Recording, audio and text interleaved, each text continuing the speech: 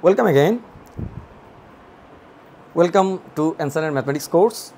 আপনারা আমরা প্রিভিয়াস লেকচারে এই স্লাইডটা শেষ করেছিলাম। সো চলেন পরের স্লাইডে। একটি সামান্তরিকের বাহুর দৈর্ঘ্য 12 মিটার। সামান্তরিকের বাহুর দৈর্ঘ্য 12 মিটার। আচ্ছা, দৈর্ঘ্য প্রস্থ তো অবশ্যই আছে এটার, তাই না? ওই 12 থেকে বের করা যাবে উৎপাদক করে। 12কে আগে উৎপাদক করে রাখবো নাকি? আচ্ছা, করে রাখি 12কে। সো 12 না, 12কে উৎপাদক করলে হয় হচ্ছে 1 2 2 3 3 4 12, ঠিক আছে। 8 মিটার এবং ক্ষুদ্রতম 12 মিটার ও দৈর্ঘ্য 12 মিটার। ও আচ্ছা, বেশি বুঝলে যা হয় আর কি। দৈর্ঘ্য প্রস্থ দেওয়াই আছে স্যার। ওই কে আগে দৈর্ঘ্য প্রস্থ দেওয়া আছে, এত মিটার দৈর্ঘ্য প্রস্থ। বাহুর দৈর্ঘ্য, একটি সামান্তরিকের বাহুর দৈর্ঘ্য এত মিটার ও 8 মিটার ক্ষুদ্রতম কর্ণটি। আচ্ছা, এটা হলো প্রস্থ আছে একটা কথা। ও প্রস্থ, এই প্রস্থটা উঠে নাই, এই জন্য আমার একটু বেশি অ্যাডভান্স হয়ে গেছিলাম আর কি। আর ক্ষুদ্রতম কর্ণটি 10 মিটার হলে অপর কর্ণটির দৈর্ঘ্য নির্ণয় করো। ভাই এটা তো ওই অঙ্গটা ভাই পাটা। আচ্ছা, সামান্তরিক নাই এখানে, এটা সামান্তরিক সুন্দর করে একটু আঁকি, দেখি পারি কিনা। ঠিক আছে, এই সামান্তরিক একটা আছে। আচ্ছা, তাহলে এখানে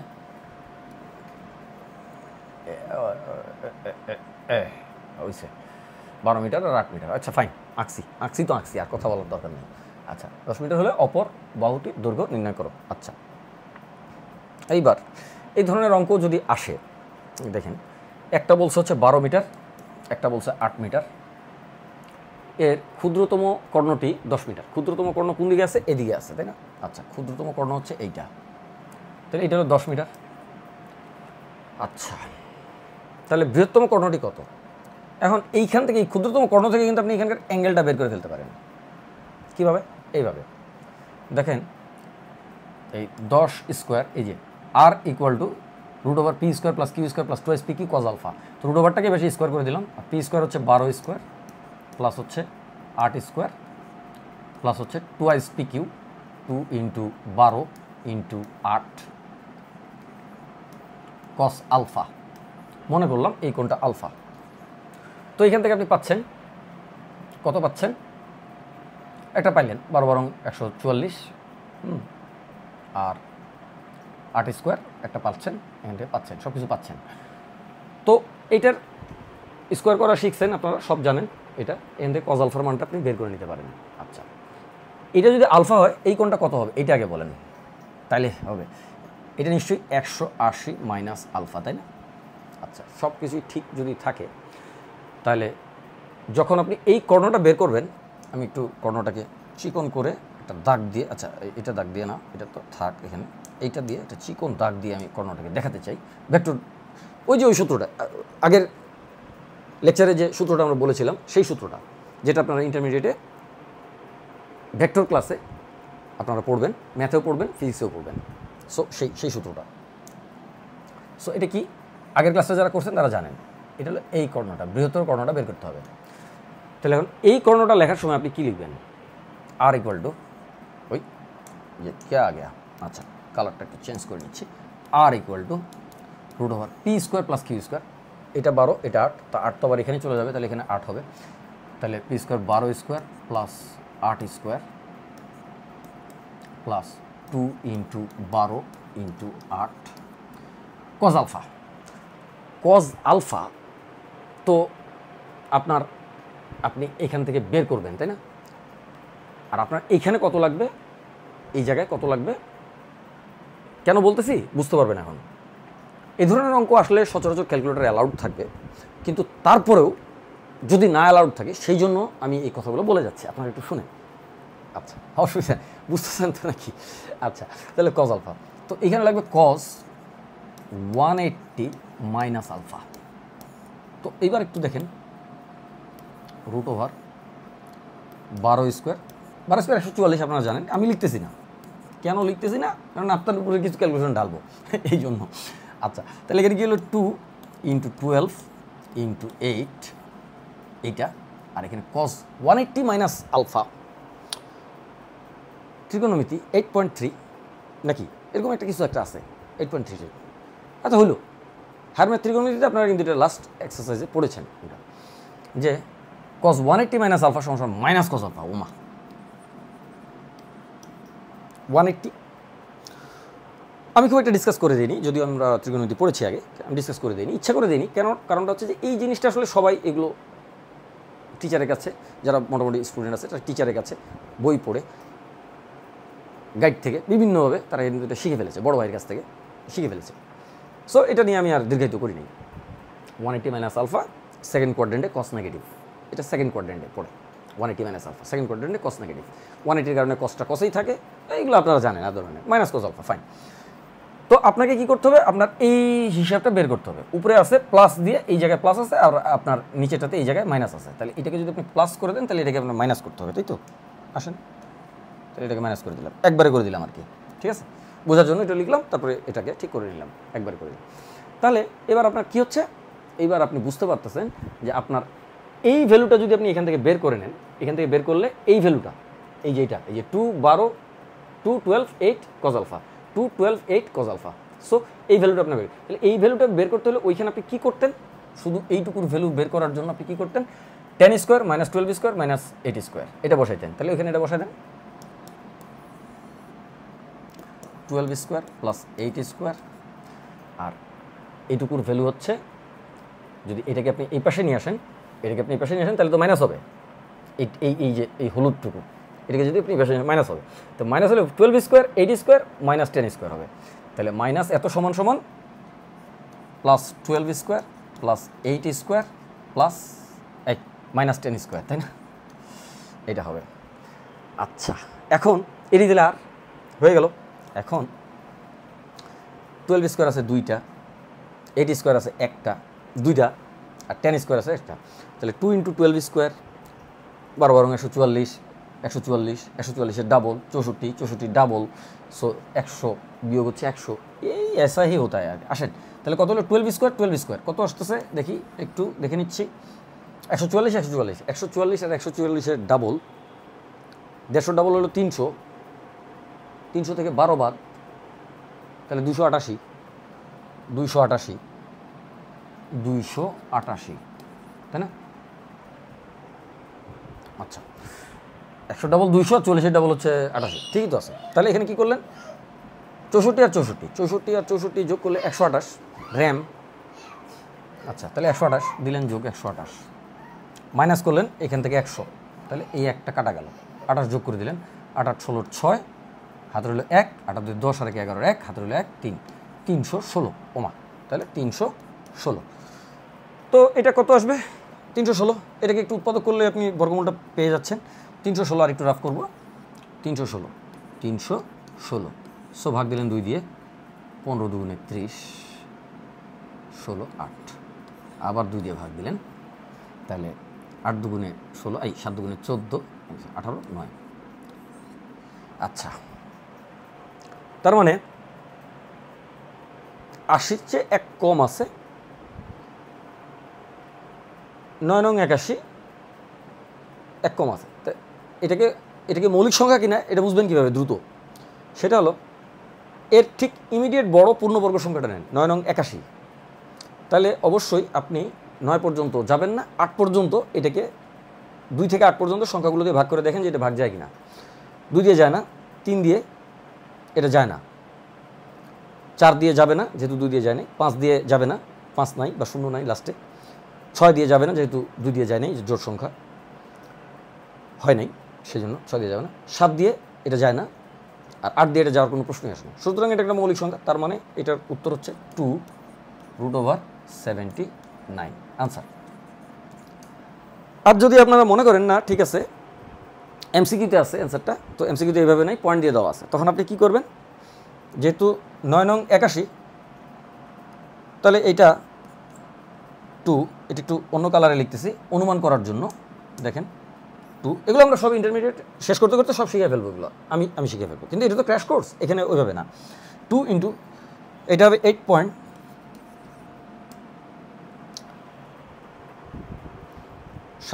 কত 9 9 81, 28টা 64, 64 81,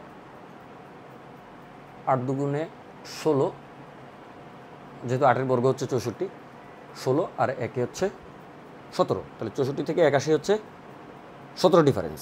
17-র মধ্যে এখানে 2 গ্যাপ আছে, তার মানে 17-র মধ্যে 15 পরিমাণ এখানে আছে। 17-র মধ্যে 2 হচ্ছে 20-এর মতো, 17-র মধ্যে 2 মানে হচ্ছে 20-এর মধ্যে 3-এর মতো, তার মানে 15%-এর মতো কম আছে। 15%, তাহলে 15% যদি কম থাকে, ব্যাপারগুলো পরে বুঝবেন, বলবো আমি। 15%-এর মতো যদি কম থাকে তাহলে 85-এর মতো হওয়ার কথা, আনুমানিক 85। আপাতত আমি আরও হিসাব করে এটাকে একদম একুরেট নিয়ে আসতে পারবো, সেটা তো এখন যাচ্ছি না, আপনাদের সময় নষ্ট হবে। আপনি এতটুকু অনুমান করতে পারলেই চলবে। তো তাহলে কী হলো, এখন এটাকে ডাবল করলে কত হবে?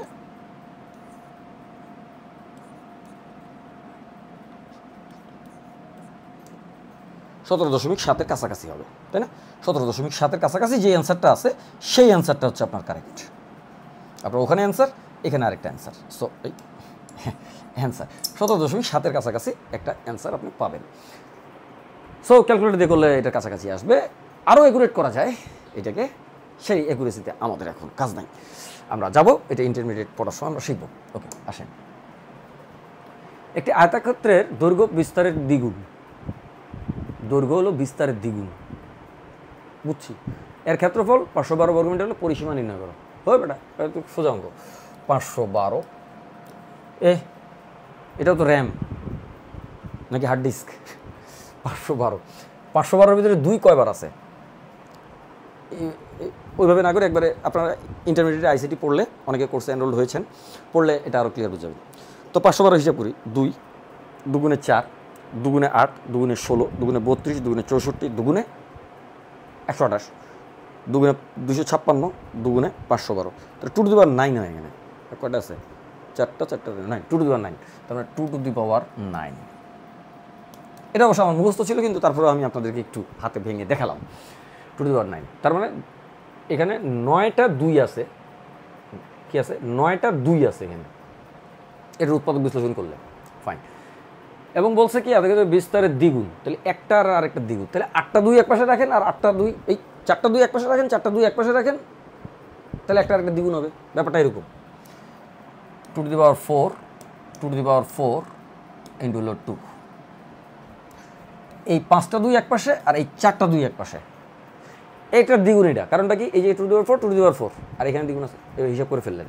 অর্থাৎ এই 9 থেকে 1 বাদ দিয়ে দিলেন, তাহলে থাকলো 8, 8কে 2 দিয়ে ভাগ করলে হয় 4, 4 বসায় দিলেন, 2 to the power 4 R 2 to the পাওয়ার 5। তার মানে এইটা দৈর্ঘ্য, এটা প্রস্থ। অ্যান্সার 2 টু দি পাওয়ার 4 মানে কি? 2 দুগুণে 4, দুগুণে 8, দুগুণে 16 দৈর্ঘ্য, এই প্রস্থ।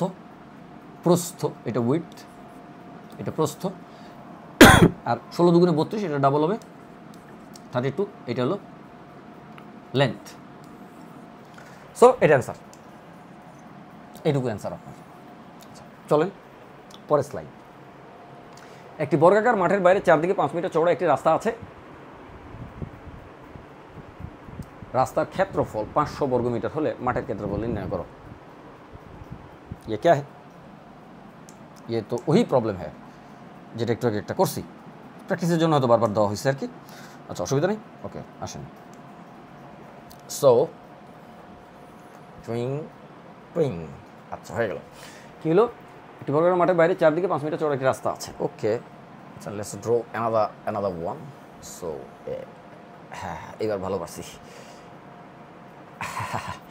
পারতেছি। আচ্ছা, তাহলে ঠিক আছে, গেল।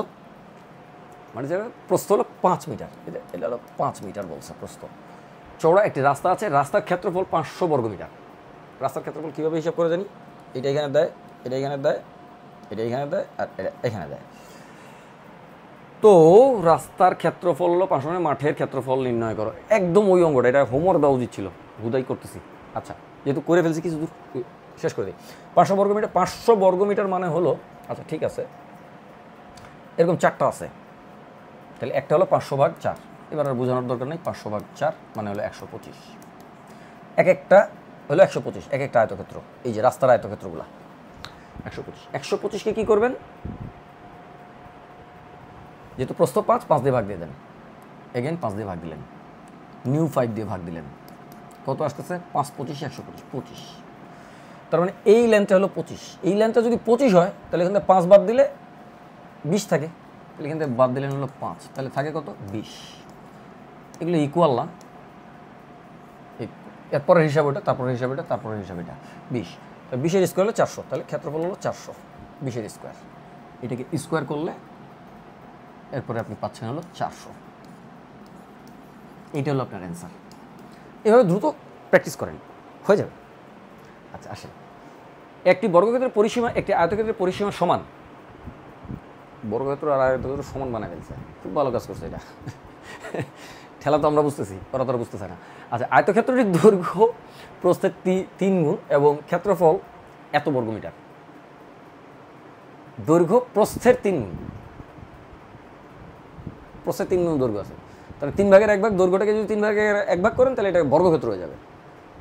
তাহলে এটাকে আগে 3 দিয়ে ভাগ করে 768 ভাগ করেন 3 দিয়ে। 3 দুগুণে 6, 1 16, 3 5 15, 1 18, 3 6 18। থ্যাংক গড মিলছে। আচ্ছা, তাহলে এইটা কি হচ্ছে 256, আবারও র্যাম। আচ্ছা, বর্গমিটার। প্রতিটি 40 সেন্টিমিটার বর্গাকার পাথর দিয়ে বর্গক্ষেত্রটি বাঁধতে মোট কতটি পাথর লাগবে? 40 সেন্টিমিটার বর্গাকার। হ্যাঁ, এটা কি হচ্ছে একটি বর্গক্ষেত্রের পরিসীমা একটি আয়তক্ষেত্রের পরিসীমার সমান। এটা কি বেরিয়েছে বলেন তো? একটু বোঝার জন্য আঁকতেছি, অন্য কিছু না, বোঝার জন্য। আপনার পরীক্ষার হলে আঁকতে হচ্ছে না। তো হচ্ছে দৈর্ঘ্য প্রস্থের 3 গুণ, তাই না? এই হয় নাই, আর একটু বড় করতে হবে। ওই তাড়াতাড়ি আয় বেটা, ঠিক আছে? এইবার মনে হয় ঠিক আছে। ওই আচ্ছা, হইল আনুমানিক এরকম আছে। এই যে প্রস্থের 3 গুণ হচ্ছে দৈর্ঘ্য। এখন আপনি কি করছেন? 3 দিয়ে ভাগ করে দিয়েছেন ফার্স্টে, এই যে 3 দিয়ে ভাগ করে দিয়ে এটা পাইছেন। তার মানে একটা বর্গক্ষেত্র এর ক্ষেত্রফল এত 256। বোঝার জন্য এখানে লিখতেছি 256। তাহলে একটা বর্গক্ষেত্র 256, দৈর্ঘ্য প্রস্থ কত, এটা কত আছে, এক একটা সাইড কত আছে? আপনি জানেন যে এখানে 2 টু দি পাওয়ার 8 আছে, আগের অঙ্কটা দ্রষ্টব্য। এখানে 2 টু দি পাওয়ার আগের অঙ্কটা, আগের স্লাইডটা 2 টু দি পাওয়ার 8 আছে। তাহলে তার বর্গগুলো 2 টু দি পাওয়ার 4 হবে। তার মানে এগুলো এক একটা 2 টু দি পাওয়ার 4। এই 2 to the power 4, 2 to the পাওয়ার 4 মানে কি জানি? 2 দুগুণে 4, দুগুণে 8, দুগুণে 32 না 16। তাহলে 16, এটা 16। এটা যদি 16 হয় তাহলে এটা কত? 3 16 48। 16 আর 3 16 48, 16 আর 3 16 48, তাহলে 48। 48 দুগুণে 96, 16 দুগুণে 32, 32 আর 96 যোগ করলে কত হয়? 96 যোগ 32 পরিসীমা না? আচ্ছা ঠিক আছে, দিলাম 32। এটা না দেওয়াই ভালো, পরিসীমা যেহেতু বলছে। হ্যাঁ, বর্গক্ষেত্র আমার আগে বর্গক্ষেত্রটা বাইর করতে হবে, এই সেম পরিসীমার বর্গক্ষেত্র বাইর করতে হবে। তো সেম পরিসীমার বর্গক্ষেত্র মানে এই পুরা লেন্থটাকে 4 দিয়ে ভাগ করতে হবে। পুরা লেন্থটাকে 4 দিয়ে ভাগ করার মানে হচ্ছে আপনি এই যে এটাকেও 4 দিয়ে ভাগ করবেন, এটাকেও 4 দিয়ে ভাগ করবেন, এটাকেও 4 দিয়ে ভাগ করবেন, এটাকেও 4 দিয়ে ভাগ করবেন, সবগুলো যোগ করে দেবেন। 4 12 48, এটাকে 4 দিয়ে ভাগ করলে 12 হয়। তো তখন আপনার হিসাবটা এইখানে দাঁড়াচ্ছে 12, এইটা দাঁড়াচ্ছে 12, আর এটা দাঁড়াচ্ছে 4 দিয়ে ভাগ করলে 4, এটা হচ্ছে 4। তাহলে 4 4 8, 12 12 24, 8 4 12 32। তার মানে 32 হচ্ছে এক একটা বাহু বর্গক্ষেত্রের। কার? বর্গক্ষেত্রের এক একটা বাহু হচ্ছে 32। যেই বর্গক্ষেত্রের একটি বর্গক্ষেত্রের পরিসীমা এই যে এই মামু, এইটার এক একটা বাহু হচ্ছে 32 করে, 32 32 32 32 এটা। তাহলে এটা মিলে। আচ্ছা, প্রতিটি 40 সেন্টিমিটার বর্গাকার পাথর দিয়ে তো বাড়তে মোট কতটি পাথর লাগবে? 40, এখানে কিন্তু এইখানে ঝামেলা হবে একটা। 40 সেন্টিমিটার 0.4 মিটার। তাহলে দেখেন এদিকে 0.4 মিটার, আবার 0.4 মিটার, আবার 0.4 মিটার, এভাবে 0.4 মিটার করে 32-এর ভিতরে কয়টা 0.4 আছে দেখেন। তাহলে 32 ডিভাইডেড বাই 0.4। এই পয়েন্টটাকে তুলে দিলে, এই পয়েন্টটাকে কালার দিয়ে তুলি, পয়েন্টটাকে তুলে দিলে কি হচ্ছে? উপরে একটা শূন্য বাড়তেছে, তাই তো? এটা দিয়ে রেখে কাটলে 8 হচ্ছে, তার মানে 80। তার মানে এদিকে 80টা পাথর লাগবে। তাহলে এদিকে 80টা লাগলে ওদিকেও 80টা লাগবে। তাহলে 80টা পাথরের স্কোয়ার লাগবে, 80টা পাথরের স্কোয়ার লাগবে, 80 × 80, তাহলে 28টা 64, 6400 পাথর লাগবে। অতএব বর্গক্ষেত্রটি বাঁধতে মোট কতটি পাথর লাগবে? এইটা অ্যান্সার। বুঝতেছেন নিশ্চয়ই। চলে আসেন পরেরটায়। একটি সামান্তরিকের ভূমির উচ্চতা এত অংশ এবং ক্ষেত্রফল এত বর্গমিটার হলে ক্ষেত্রটির ভূমি ও উচ্চতা নির্ণয় করো। সামান্তরিকের একই টাইপের জিনিস, দেখেন তো একটি সামান্তরিকের কি বলছে উচ্চতা জানি কোথায় থাকে এটার, এইটা হলো উচ্চতা, তাই না? এটা হলো উচ্চতা। সামান্তরিকের ভূমি উচ্চতার এত অংশ, তাহলে উচ্চতা যদি এটা হয় তাহলে ভূমিটা একটু বড়, এত অংশ। আচ্ছা ফাইন, ভূমি আর উচ্চতা গুণ করলে তো ক্ষেত্রফল পাওয়া যায়, তাই না? আচ্ছা, এখন আপনি ভূমি বের করবেন না উচ্চতা বের করবেন সেটা সিদ্ধান্ত নিতে হবে। ভূমি ও ক্ষেত্রটির ভূমি উচ্চতা নির্ণয় করো। আচ্ছা, প্রথমে কি বের করবেন দেখেন, এইটা হলো এইটার সঙ্গে উচ্চতাকে গুণ দিলে ভূমি পাওয়া যায়, তাহলে এইটার সঙ্গে যদি উচ্চতাকে গুণ দেন তাহলে ভূমি পাওয়া যায়। তার মানে এখানে কি আছে, ভূমি আছে আর উচ্চতা আছে। তো এখানে যে ভূমি আছে তার সাথে উচ্চতা গুণ আছে, তো এইটা দিয়ে যদি আপনি গুণ করে দেন, এটাকে গুণ করার পরে আপনি যেটা পাবেন সেটা হলো ভূমির বর্গটা পাবেন, এখানে ভূমির বর্গটা। তাহলে দেখেন 3 6 3 ইন্টু 4/3 1 2 1, এটা ভূমির বর্গ পাইলেন। এটা কিন্তু ভূমির বর্গ, এটা ভূমির বর্গ। তো এইটাকে যদি এখন আপনি কি করেন, রুট করে দেন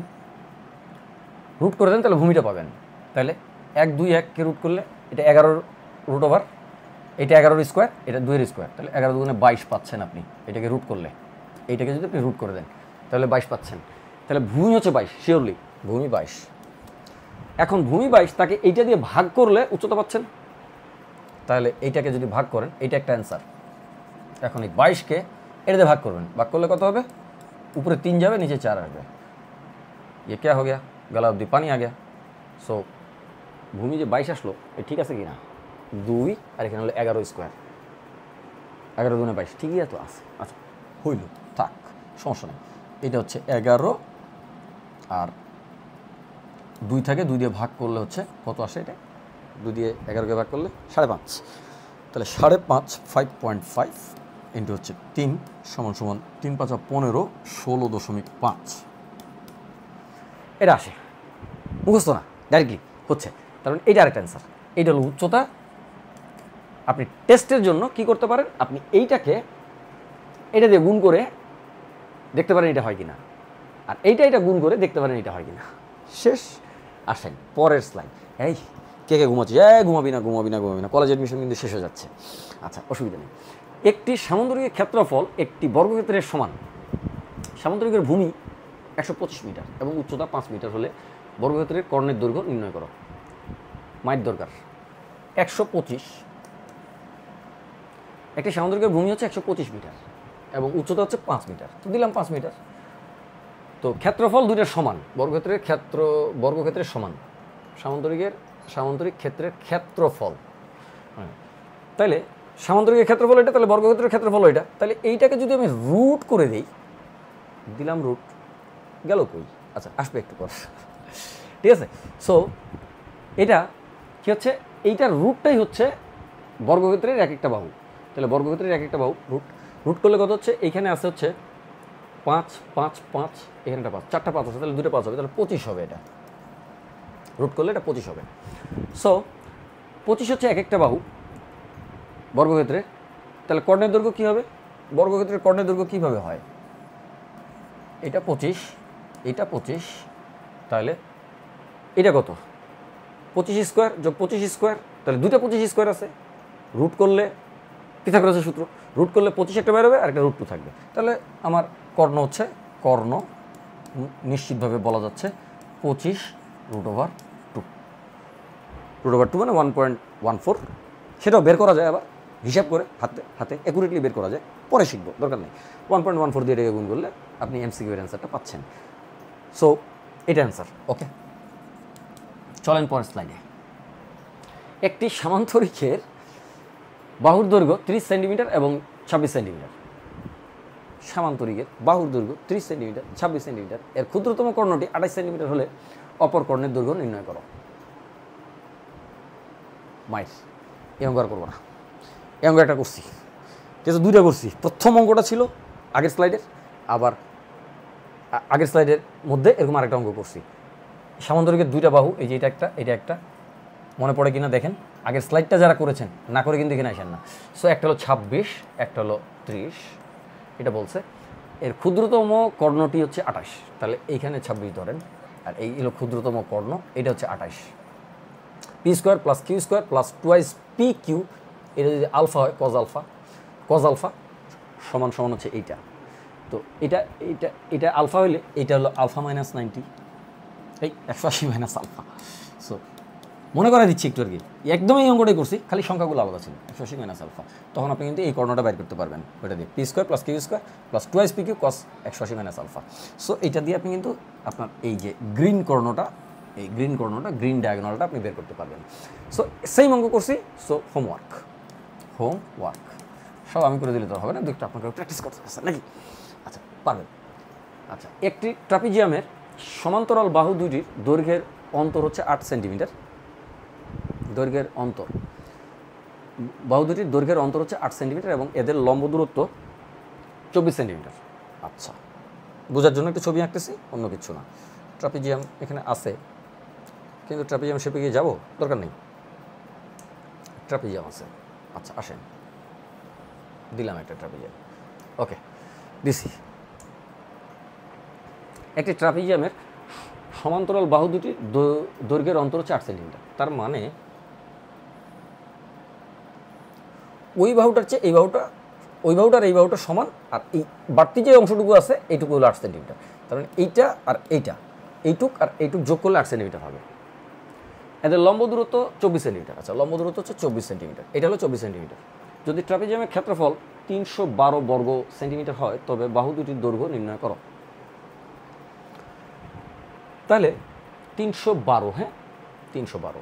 এখন আপনি একটা জিনিস খেয়াল করে দেখেন, 24 সেন্টিমিটার হচ্ছে এইটা ট্রাপিজিয়ামের সেন্টিমিটার, তবে বাহু দুটির দৈর্ঘ্য নির্ণয় করো, মানে এই বাহুটা আর নিচের বাহুটার দৈর্ঘ্য নির্ণয় করতে হচ্ছে।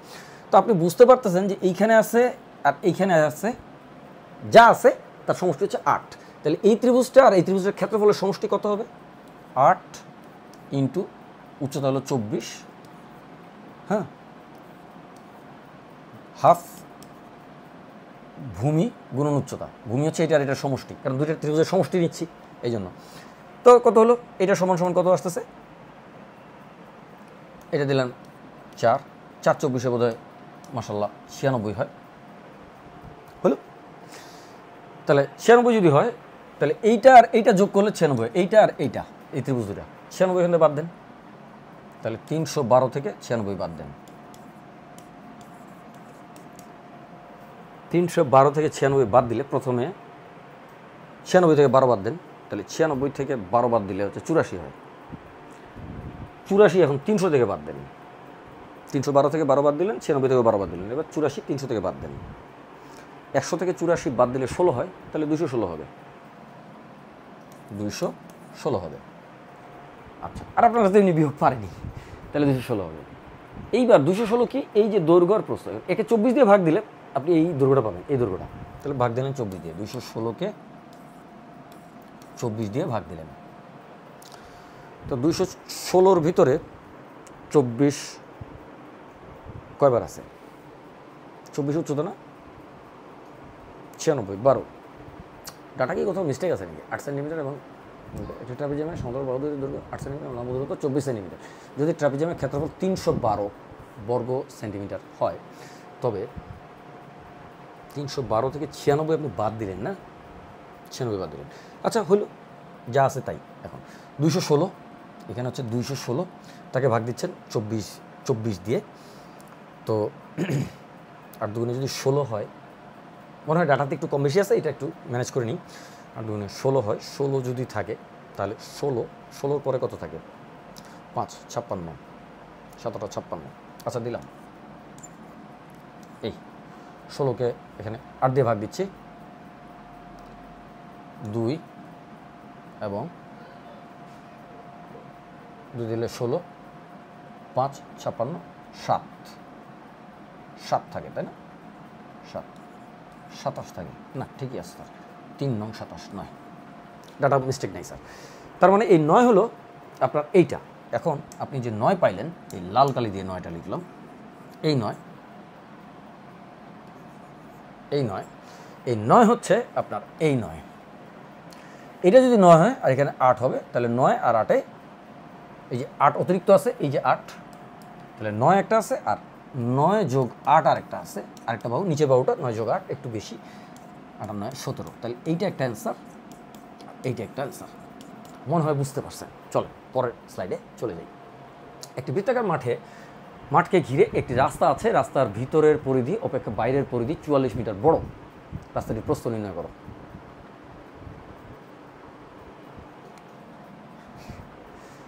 মজা নেই স্যার আমাদের সাথে। আচ্ছা আসেন তো, আচ্ছা একটু বৃত্ত আগে একটু বোঝার জন্য অনেক তো দুষ্টামি করলাম, আর একটু নয় করলাম, শেষ হয়ে আসতেছে। সো এটা করলাম, করার পরে ওই ইয়ে কেদার গিয়া ভাই, সো এইটা আরেকটা এই, আচ্ছা রে, আচ্ছা ঠিক আছে, নড়াইতে পারি না এমন তো না, আইসে। আচ্ছা, একটি বৃত্তাকার মাঠকে ঘিরে একটি রাস্তা আছে, ভিতরের পরিধি বোঝার জন্য এটা আঁকছি, এটা পরীক্ষা লাগতে হবে না। ওকে, আমরা কালারটা একটু হোয়াইট করে নিচ্ছি। ভিতরের পরিধি অপেক্ষা বাইরের পরিধি 44 মিটার বড়, তার মানে এইটা যতটুকু পরিধি আছে এইটা তার চেয়ে 44 মিটার বেশি আছে। পরিধি কত? 2πr। তো এই 2π বাটা এখানেও আছে আর 2π বাটা এখানেও আছে, খালি পার্থক্য হচ্ছে এইটার আরটা বড় আর এইটার আরটা ছোট। এই যে এটার আর ছোট আর এই যে এটার আর বড়, তো ওই যে বড় আর থেকে ছোট আর বাদ দিলে তো আপনি এই প্রস্থটা পাবেন। তাহলে বড় আর থেকে ছোট আর বাদ দিলে আপনি প্রস্থটা পাবেন। তাহলে কই গেল? পরিধি 44 মিটার বড়, তাহলে এইটার পরিধি থেকে এইটার পরিধি 44 মিটার বড়, তাই না? এইটার যে পরিধি আছে তার পরিধির চেয়ে উপরেরটা 44 মিটার বড় পরিধি। এই পরিধির ভিতরে 2πr আছে, ওই পরিধির ভিতরেও 2πr আছে, তাহলে দুইটা 2πr বিয়োগ করলে ওই বিয়োগ ফলটার মধ্যে 2π × 44 আছে, বিয়োগ ফলটার ভিতরে মানে আরের পার্থক্যটার মধ্যে। তার মানে এই 44কে যদি সহজ কথায় বলি, 44কে 2π দিয়ে ভাগ করে দিলে অ্যান্সার হয়ে যাচ্ছে। তো 44 উপরে থাকলো আর এখানে হলো এই কাটে না এটা 22, তাহলে 22/π থাকে। আরে বেশি দ্রুত লিখতে গিয়ে তো 22/π থাকে।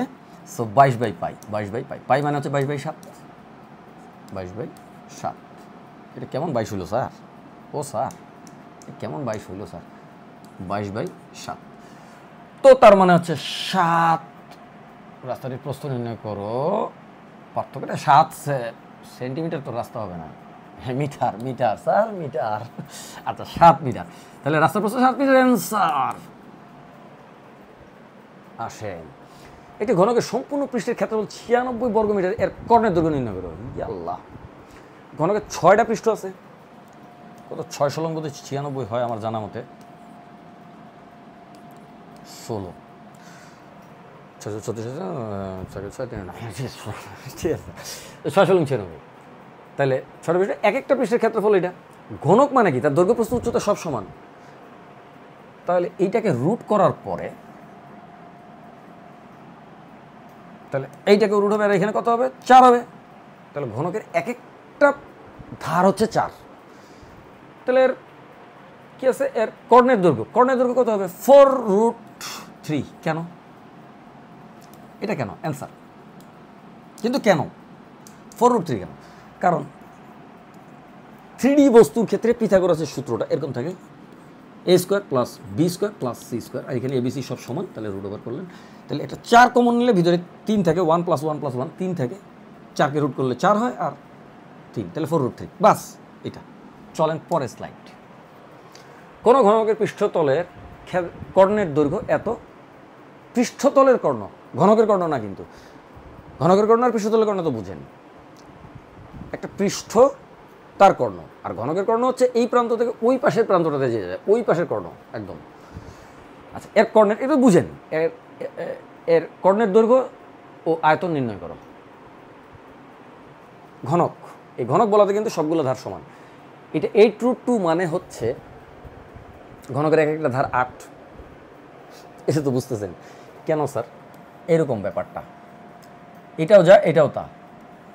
তাহলে এইটার স্কোয়ার আর এটার স্কোয়ার যোগ করলে একটার স্কোয়ারের ডাবল থাকে, তাহলে ওইটাকে রুট করলে ওই সংখ্যাটা আসে, আর যেহেতু ডাবলটাকে রুট করলে 2, ডাবল মানে তো 2, 2কে রুট করলে 2 থাকে, তাহলে অবশ্যই ঘনকের একটা পৃষ্ঠ হচ্ছে, একটা ধার হচ্ছে 8, ঘনকের একটা ধার হচ্ছে 8, এটা শিওর। এর কর্ণের দৈর্ঘ্য আয়তন নির্ণয় করো, তো কর্ণের দৈর্ঘ্যটা কী হবে, তাহলে 8√3 হবে, আগের স্লাইড দ্রষ্টব্য। কর্ণ শেষ, কর্ণ মানে হচ্ছে কান, কান ক্লিয়ার, একটা অ্যান্সার। আর আয়তন কত হবে 8 কিউব, তাহলে 8 কিউব হবে হচ্ছে আয়তন। 28টা 64, 8টা 64 গুণ করলে, ও মা এটা আবার কেমন জিনিস, 8টা 64 কেমন গুণ করবো? আচ্ছা, 64 এর সঙ্গে 8 গুণ,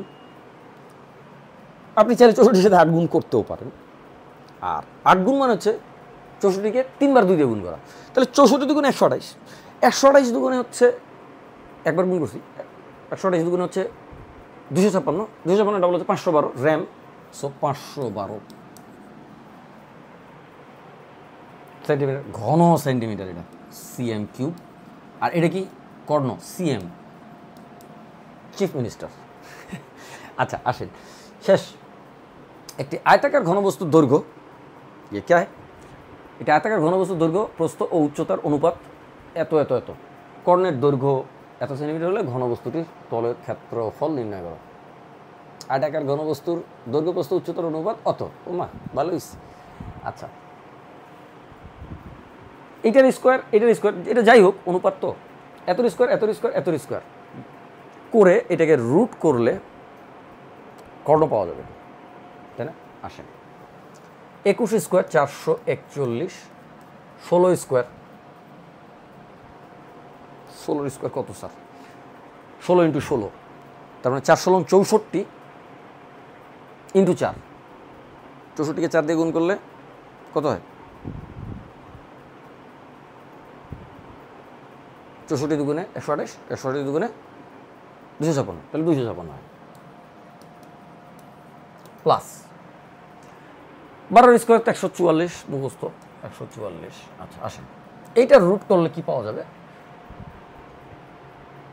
আনুপাতিক কর্ণটা পাওয়া যাবে, এই অনুপাতের কর্ণটা পাওয়া যাবে। করলাম, এখানে 6, এখানে দিয়ে দিলে 50, 150, 250 আর 150 কত হয়, এই স্যার 250 আর 150 কত হয়, 250 আর হইলো 150, 400 স্যার। আচ্ছা ঠিক আছে, 400, 841, ও মা 841, তার উপর রুট আছে। স্যার এটা 29 হবে, কেমনে বলতেছি এটা 29 হবে, আপনি ভাগ করে দেখতে পারেন। আমি স্যার এমনি বলছি, 30-এর স্কোয়ার হচ্ছে 900, 30-এর আগে হচ্ছে 29, আর 29-এর স্কোয়ার যেটা তা মোটামুটি বোঝা যাচ্ছে 9 9 81, 9-এর উপর স্কোয়ার করলে এটা, তাহলে এটা 29 হবে। তাহলে কি হলো, ঘনবস্তুটির তলের ক্ষেত্রফল নির্ণয় করো, এত সেন্টিমিটার হলে 29। আচ্ছা এইবার 29 কি হলো, আনুপাতিক কর্ণ, আনুপাতিক কর্ণ কিন্তু নাই, কর্ণ কিন্তু আরও বড় আছে, তার মানে এই 29 দিয়ে এখন এটাকে ভাগ করে দেখতে হবে যে কর্ণটা কত গুণ বড় আছে, যত গুণ বড় আছে বাহুগুলোও তত গুণ বড় আছে, যেহেতু কর্ণটা 1 ডাইমেনশনাল আর বাহুগুলো 1 ডাইমেনশনাল, সো একই আছে। তাহলে 87কে এবার আপনি ভাগ দিলেন 29 দিয়ে, 3 নং সাথে, তাহলে 3 বার আছে এখানে, আচ্ছা 3 বার আছে না, ডান। তাহলে 3 গুণ আছে, এইটা যেহেতু 3 গুণ আছে তাহলে ওই মামুরা প্রত্যেকে 3 গুণ আছে, তাহলে এটাও 3 গুণ আছে, এটাও 3 গুণ আছে, এটাও 3 গুণ আছে। আচ্ছা ঠিক আছে, ওই মামুরা কারা এবং কর্ণের দৈর্ঘ্য হচ্ছে এত, তো বস্তুটির তলের ক্ষেত্রফল নির্ণয় করো, তার মানে এটা 3 আছে, এটা 3 আছে, এটা 3 গুণ আছে। এখন তলের ক্ষেত্রফল যখন আপনি বের করবেন তখন আপনি 3 দিয়ে আগে করবেন না, ক্ষেত্রফল কি, এটা গুণ, এটা গুণ, আবার এটা গুণ, এবং প্রত্যেকটা গুণফলকে 2 দিয়ে গুণ করতে হবে, 2 দিয়ে গুণ করতে হবে, তাই না, 2 দিয়ে গুণ করতে হবে। আর তারপরে আবার 3-এর স্কোয়ার দিয়ে গুণ করতে হবে। কেন 3-এর স্কোয়ার দিয়ে গুণ করতে হবে, কারণ এইটা যখন গুণ করবেন এটা 3 গুণ আছে, এটাও 3 গুণ আছে, তাহলে এখানকার 3 আর এখানকার 3, তো গুণ করলে 3 স্কোয়ার, তার মানে 3-এর স্কোয়ার দিয়ে গুণ করতে হবে এবং 2 দিয়ে গুণ করতে হবে কাকে, আগে 3-এর স্কোয়ার করে নিচ্ছি 9, 3-এর স্কোয়ার 9 আর 2, তার মানে এটা মোট 18 আছে, এইটা দিয়ে গুণ করতে হবে হচ্ছে AB BC CA ওইটাকে, তাহলে AB গুণ করবেন 21 গুণন 16 যোগ 16 গুণন 12 যোগ হচ্ছে 12 গুণন 21, ওমা এইটা হচ্ছে আপনার রেজাল্ট। এখন এটা তো গুণ খুব সহজে করতে পারবেন, আমি গুণ একটা একটু দেখা দিচ্ছি, আপনারা ওইভাবে একটু প্র্যাকটিস করেন। ধরেন দুই সংখ্যার গুণ 21 আর 16 গুণ করতেছি। 21, এটা কেমন 21 হলো? 21 আর 16। প্রথমে ডান পাশটা গুণ করে নেবেন। 6 কে 6, 6 দুগুণে 12 আর 1 এ 13, হাতের হলো 1, 2 কে 2 আর 1 এ 3, 336। তাহলে এইটা হবে 336, এটা 336 হবে। সো অনুরূপভাবে সবগুলো পারবেন, গুণ করে একটা হিসাব করে ফেলবেন, অঙ্ক করা খতম। এইটা আপনার অ্যান্সার। ওকে, চলেন পরের স্লাইডে। এই রেডি তো সবাই নাকি? আচ্ছা, কার কার টেনশন হচ্ছে যেভাবে হিসাব করতে পারবো না? ওই হিসাব করতে এখন পারার লাগবে না, যতটুকু পারিস ততটুকু বলো। তোর মতো করে তুই সবগুলো বইয়ের অঙ্ক কর এবং বইয়ের অঙ্কগুলো বুঝে বুঝে করবি। কোনো স্লাইড না, কোনো অঙ্ক পেলে আগের বছরে এসছে বা ওই অত সালে এসছে বা হ্যান তেন, এগুলো একটু প্র্যাকটিস করতে পারিস। বইয়ের লিটারেচারগুলো ভালো করে পড়বি, বা থিওরি যেগুলো লেখা আছে সেগুলো ভালো করে পড়বি। প্র্যাকটিস চালা যায়, চান্স পেয়ে যাবি। মিষ্টি খাওয়াইস। আয়, একটি আয়তাকার ঘনবস্তুর 48 বর্গমিটার ভূমির উপর দণ্ডায়মান। আয়তাকার ঘনবস্তু, শেষের দিকে চলে আসছি। একটি আয়তাকার ঘনবস্তু 48 বর্গমিটার ভূমির উপর দণ্ডায়মান। 48 ঘনমিটার ভূমি, ভূমি হয়েছে 48 ঘনমিটার, 48 বর্গমিটার, তাই ঘনমিটার আর ভূমি হয় নাকি? আচ্ছা, একটা আয়তাকার ঘনবস্তু 48 বর্গমিটার ভূমির উপরে দণ্ডায়মান। এর উচ্চতা 3 মিটার এবং কর্ণ এত মিটার। আয়তাকার ঘনবস্তুর দৈর্ঘ্য প্রস্থ নির্ণয় করো। ভালো হয়েছে এটা। কেন ভালো হয়েছে একটু দেখেন। ভূমিটাই হচ্ছে এখানে গ্যাঞ্জাম স্যার, এই ভূমিটাই গ্যাঞ্জাম। মোট 48 তো স্যার, 48 তো 48 উৎপাদক করলে 6টা 48। আচ্ছা ঠিক আছে, 2 2 2 2 3 1, 48 উৎপাদক বেড়ে গেছে। এইখান থেকে দৈর্ঘ্যের প্রস্থ, একটা অংশ দৈর্ঘ্য আছে, একটা অংশ প্রস্থ আছে, এর ভিতর থেকে দুটো উৎপাদক গ্রুপ আছে। মিডিল টার্মের উৎপাদক গ্রুপটা আপনারা মিডিল টার্ম দিয়ে করেন জেনারেলি অঙ্কটা। সো ঠিক আছে, এত এখন এর উচ্চতা বলছে 3, উচ্চতা বলছে 3, মানে এইদিকে উচ্চতাটা আছে আর কি, এখান থেকে এই পর্যন্ত উচ্চতাটা আছে, উচ্চতা বলছে 3। কর্ণ মানে হচ্ছে এখান থেকে যেটুক ভূমি আর যেটুক দৈর্ঘ্য আর যেটুক প্রস্থ, ওই দুটার স্কোয়ারের যোগফলটা তার সঙ্গে 3 স্কোয়ার যোগ করলে আমার কর্ণটা পাওয়া যাবে। কর্ণটা হচ্ছে আমার 13। তাহলে কর্ণ যদি হচ্ছে 13 হয়, তাহলে 13 স্কোয়ার হচ্ছে 169। 169 হচ্ছে 13 বলো, তাহলে 169 লিখলাম, 13 স্কোয়ার 169। তাহলে 169 লিখলাম 13 স্কোয়ার। কেমনে করে? 3 3 9, 3 2 6 আর 1 স্কোয়ার করলে 1, শেষ। তো শিখছেন, আগে তো শিখেছি। 13 স্কোয়ার করলেন এটা। এখন 13 স্কোয়ার 169 করার পর আপনাকে কিছু জিনিস খেয়াল করতে হবে। কী খেয়াল করতে হবে? এই 169 হচ্ছে 3টার যোগফল, 3টার হিসাব। কোন 3টার হিসাব? দৈর্ঘ্য, প্রস্থ, উচ্চতা, 3টার বর্গের সমষ্টি হচ্ছে এটা। কারণ ওই 3টার বর্গের সমষ্টি হচ্ছে কর্ণের বর্গের সমান। এটা তো আপনারা বুঝেন। এইখান থেকে আপনি কী করলেন? বিয়োগ দিয়ে দিলেন 3এর স্কোয়ার, মানে 9। বিয়োগ দিয়ে দিলেন, অতিরিক্ত বিয়োগ, এটা অতিরিক্ত মাইনাস করলেন আর কি, অতিরিক্ত মাইনাস করলেন 9। তাহলে হলো 160 থাকলো। এখন এই 160 দুইটা বর্গের সমষ্টি। কোন দুইটা বর্গের সমষ্টি? এইটার আর এইটার বর্গের সমষ্টি, তাই না? খেয়াল করেন ভালো করে। 3টা বর্গের সমষ্টি ছিল, এইটার আর এদিক বরাবর যে উচ্চতাটা ছিল সেটার। তো এদিক বরাবর উচ্চতা 3, ওই 3এর স্কোয়ার তো বাদ দিয়ে দিলেন। এখন এইটার আর এইটার বর্গের সমষ্টি এখানে আছে। এখানে উৎপাদকগুলোকে এমন দুটো গ্রুপে ভাগ করতে হবে যাদের বর্গের সমষ্টি হচ্ছে এটা হয়। এবার আসেন ওদের কী করা যায় দেখেন। এইটাই মিডল টার্মে করবেন, এক্স ধরে করবেন, কয়েকটা লাইন বেশি লিখবেন, আর এইভাবে প্র্যাকটিস করলে একটু তাড়াতাড়ি হয়ে যাবে। আপনার ইচ্ছা, আপনি যেভাবে এইভাবে করতে হবে এমন না। আচ্ছা তাহলে একটু দেখি, দুটো সমষ্টি, দুটোর বর্গের সমষ্টি লাগবে। 160 না, বর্গের সমষ্টি, মানে 3 2 6 6 36, 2 2 4 2 28 64, 36 আর 64 যোগ করলে কত হয়? 36 আর 64 না, তো পিথাগোরিয়ান উপপাদ্য বোঝা যাচ্ছে। 64 এটা হলে 100 হয়, তাই না? 100 হয়।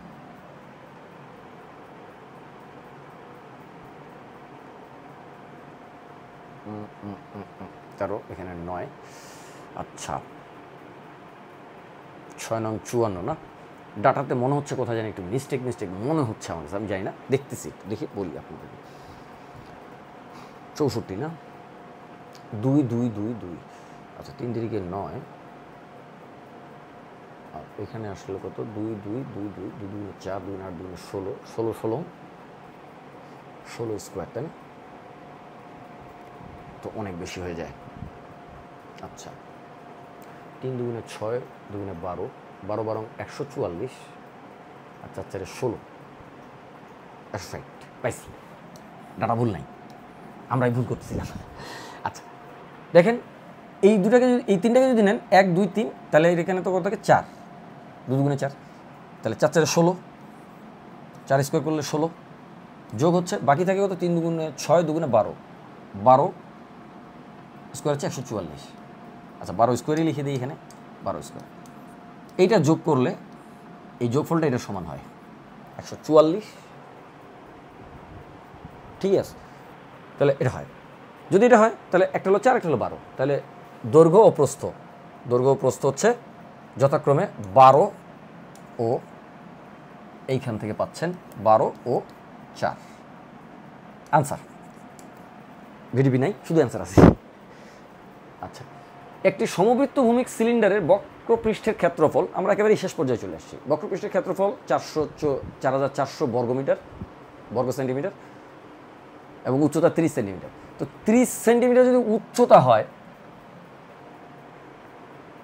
হলে সমগ্র ক্ষেত্রফল নির্ণয় করো।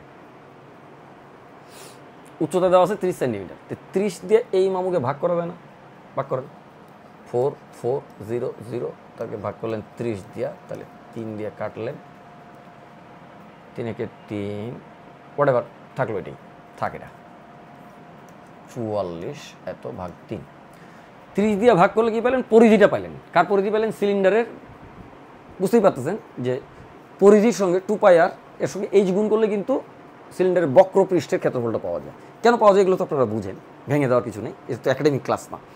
তবে আমি আপনাদেরকে কিছু, আপনারা যাতে সুন্দর করে পড়াইতে পারেন এবং আপনাদের ছোটো ভাই বোনেরা যাতে আরও সুন্দর করে শিখতে পারে, সেজন্য আমি কিছু একাডেমিক ক্লাসও দিব সামনে, এখন না। আগে আপনাদের ইন্টারটা সারবো, ভর্তিটা সারবো, তারপর যদি সময় হয় দোয়া করেন আমার জন্য। তাহলে 4 4 0 0, এটাকে কী করলেন? 30 দিয়ে ভাগ করলেন। 30 দিয়ে ভাগ করলে এত থাকলো। এত থাকার অর্থটা কি? এর উচ্চতা 30 সেন্টিমিটার, এটা আপনি পরিধিটা পাইছেন। তাহলে এই পরিধিটা কত? 2πr। তাহলে 2π দিয়ে এটাকে যদি ভাগ দিয়ে দেন, ভাগ দিলে 2π দিয়ে, তাহলে আরটা আপনি পাচ্ছেন, এখান থেকে আপনি আরটা পাচ্ছেন। তো 2π দিয়ে ভাগ দেন, 2π মানে হচ্ছে 22/7। আমি যদি এক জায়গাতেই লিখি জিনিসটা, এটা কেটে দিয়ে 22/7 লিখলাম, 22/7 লিখলাম। তাহলে এই যে 2 আর 22 গুণগুলো 44 হয়, ওই 44-এর সঙ্গে এটা কাটলে এটা 10 থাকে, আর এখানে 1/7 থাকে, 3/7 থাকে আর কি। সো এখানে 1 লিখতে পারেন একটা, নিচে যাতে ভুল না হয় সেই জন্য 3/7। একে যদি উল্টায়া দেন তাহলে উপরে থাকে 70, নিচে থাকে 3, তাহলে r = 70/3 এটা থাকে। আচ্ছা হইল, সমগ্র তলের ক্ষেত্রফল নির্ণয় করো। সমগ্র তলের ক্ষেত্রফল নির্ণয় করতে বলছে। তাহলে πr স্কোয়ার কী হচ্ছে? এই যে পাই মানে 22/7, পাই r স্কোয়ার কত? 70²/3 স্কোয়ার, পাই r স্কোয়ার, তলাটা পাই r স্কোয়ার, তাহলে উপরেটাও পাই r স্কোয়ার, তাহলে এটাকে 2 দিয়ে গুণ হবে, 2, আর যোগ হচ্ছে এটা, যোগ হচ্ছে আগেরটা 4400, এত বর্গ সেন্টিমিটার। কি সেন্টিমিটার? বর্গ সেন্টিমিটার। ওকে ডান, এটাই অ্যান্সার। এটাকে আপনারা একটু সরল করে নেবেন। যদি এই ধরনের অঙ্ক আসে সচরাচর আপনাকে ক্যালকুলেটর ইউজ করতে দিবে, সেই জায়গাতেই এটা দিবে, তারপরেও ক্যালকুলেটর ছাড়াও এটা হিসাব করা যায়। রেডি তো সবাই নাকি? আসেন, আয়তক্ষেত্রটির দৈর্ঘ্য ও প্রস্থের অনুপাত এত। একটা আয়তক্ষেত্র আছে, তার দৈর্ঘ্য প্রস্থের অনুপাত বলছে। আচ্ছা, এবং ক্ষেত্রটির পরিসীমা 48 মিটার। সামান্তরিকের ক্ষেত্রফল নির্ণয় করো। দৈর্ঘ্য ও প্রস্থের অনুপাত, দৈর্ঘ্য ও প্রস্থ তার অনুপাত, আয়তক্ষেত্র। আচ্ছা ঠিক আছে, আয়তক্ষেত্র আগেই বুঝি নাকি? আপনারা এমনিতেই বুঝবেন, এটা দরকার নেই। আমি দৈর্ঘ্য প্রস্থের অনুপাত, একটা 5 হলে এটা 3। সো এইটা যদি 5 হয় তাহলে এটা হবে 3 অনুপাত। এটা আনুপাতিক রাশি, গোল করে রাখলাম, এটা কিন্তু মূল ডাইমেনশনটা না। 48 মিটার, পরিসীমা হলো 48 মিটার, পাওয়া গেছে। তাহলে এটা 5 হলে এটা 5, 5 আর 5 10, 3 হলে 3, 3 3 6, 10 আর 6 হচ্ছে 16। তাহলে এই 16 হচ্ছে আনুপাতিক পরিসীমা। আনুপাতিক পরিসীমার চেয়ে পরিসীমাটা 48 বেশি, 48 আছে। তাহলে 48 ডিভাইডেড বাই 16, 3, যেহেতু এটাও লেন্থ এগুলোও লেন্থ দৈর্ঘ্য, তাহলে 3 16 48। তার মানে প্রত্যেকটা দৈর্ঘ্য প্রস্থ এগুলো সব 3 দিয়ে গুণ হবে। তার মানে এইখানে 3 দিয়ে গুণ হবে, এই 3 মামা দিয়ে এখানে গুণ হবে। অনুপাতের কনসেপ্ট, 3 দিয়ে গুণ হবে আর এখানে 3 দিয়ে গুণ হবে। এইবার আসেন সামান্তরিকের ক্ষেত্রফল নির্ণয় করো আয়তক্ষেত্রটির। কইছে আয়তক্ষেত্র, এইখানে কয় সামান্তরিক। ও আচ্ছা, তার মানে এই আয়তক্ষেত্রের সমান একটা সামান্তরিক হয়তো বা আছে আর কি, দিলাম। মানে এই আয়তক্ষেত্রের সমান একটা সামান্তরিক এরকম থাকতে পারে, সমান উচ্চতা বিশিষ্ট।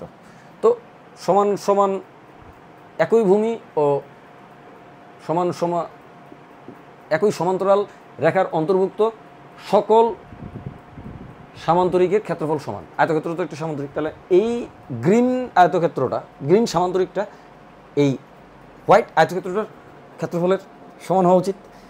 সেই সুবাদে এখানে সামান্তরিক বললে ভুল হবে না, কিন্তু সেটা তো মেনশন করে দিতে হবে। যেহেতু মেনশন করে দেয় না, এটা এক প্রকার মিস্টেক, কিন্তু অঙ্কটা করা যাচ্ছে কেন? কারণ ওই আয়তক্ষেত্রের ক্ষেত্রফলটাই ওই সামান্তরিকের ক্ষেত্রফল হবে। 3 3 9 আর 3 5 15। আচ্ছা, তাহলে 9 × 15 এটা হচ্ছে অ্যান্সার। 9 5 9 45 135 metre square. মিটার না কিলোমিটার? আচ্ছা, মিটার না কিলোমিটার তাদের দেখে নাকি তাড়াতাড়ি। ক্ষেত্রটির দৈর্ঘ্য প্রস্থের অনুপাত এত, ক্ষেত্রটির পরিসীমা এত মিটার, তাহলে মিটার স্কোয়ার। ঠিক আছে, অ্যান্সার। চলে আসেন পরের অঙ্কে। রেডি? আচ্ছা, 6 8 8 সেন্টিমিটার ব্যাসার্ধ বিশিষ্ট 3টি কঠিন কাঁচের বল গলিয়ে 9 সেন্টিমিটার ব্যাসার্ধ বিশিষ্ট একটি কঠিন গোলককে পরিণত করা হলো। আর এর মান নির্ণয় করো। 3টা দিয়া একটা কঠিন মান। আচ্ছা, 9 সেন্টিমিটার গোলক মানে কি? 4/3 পাই আর কিউব। যেহেতু এগুলো তো 4/3 পাই আছে, এগুলো তো 4/3 পাই আছে, বাদ দেন আর কিউব দিয়ে হিসাব করেন খালি। এই যে 9 cube minus 6 cube 8 cube, 6 cube 8 cube. আর যেহেতু আর বের করতে তাহলে এইটার উপরে কিউব রুট করেন। কেন করতেছি এরকম? আপনারা যারা এক্স ধরে করেন, ওর ধরে করলে বুঝতে পারবেন যে এটা কেন লিখছি এইভাবে। খুবই স্বাভাবিক। ফাইনাল গোলকটা এত এত কিউব, 4/3 পাই তো সব জায়গায় আছে, এত কিউব। তার ভিতরে 3টা গোলক, এইটা এইটা এইটা আছে, তাই এইটা বাদ যাবে ওখান থেকে, এই 6 কিউবটাও বাদ যাবে ওখান থেকে, তাহলে শুধু থাকবে এইটার কিউবটা। আর এইটার কিউবটা করতে গেলে এইটার কিউব রুটটা এখানে চলে আসবে। ডান। ওকে, তাহলে চলে আসেন, বুঝতেছেন নিশ্চয়ই। সো আপনার এবার কিউব কেমনে করে, এটা তো একটা ব্যাপার। তো 9 9 81 আর 9 81 গুণ করলে তো কিউব তো পারাই যায়, এই তো আর এমন কিছু না। তো 9 × 81 নাকি 81 × 9, 9 কে 9 নাকি 9 2 9 কে 18। আচ্ছা, 9 কে 9, 8 9 72। আচ্ছা, দিলাম কত দিলাম? 729 মাইনাস হচ্ছে 36কে 6 দিয়ে গুণ করবেন। 6 6 36 6 হাতের হলো 3, 3 6 18 আর 3 216, 216। 8কে 1864কে 8 দিয়ে গুণ করবেন।